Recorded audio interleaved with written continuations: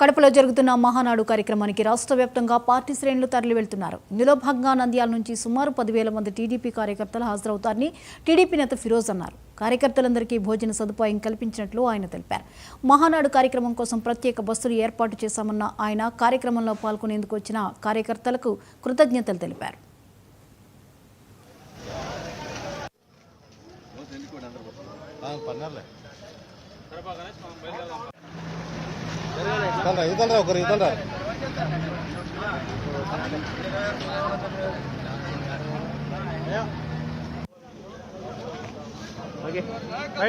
చాలా మంది మన తెలుగుదేశం కార్యకర్తలు కానీ, ఎన్టీఆర్ అభిమానులు కానీ, మన ఫారూక్ గారి అభిమానులు కానీ చాలామంది దాదాపు మన నంద్యాల్ టౌన్ నుంచి, నంద్యాల్ మండలం నుంచి, అట్లానే గోస్పాడు మండలం నుంచి దాదాపు 10,000 మంది బయలుదేరినారు.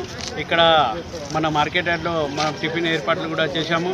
ఇక్కడి నుంచి అందరూ లీడర్లంతా వాళ్ళ రెస్పాన్సిబిలిటీ అంటే వాళ్ళందరూ బస్సులో మనం ఇన్ఛార్జ్ అని ఇచ్చినాం. వాళ్ళందరూ తీసుకుపోయి జాగ్రత్త తీసుకుపోయి మళ్ళీ జాగ్రత్త తీసుకురావాలి.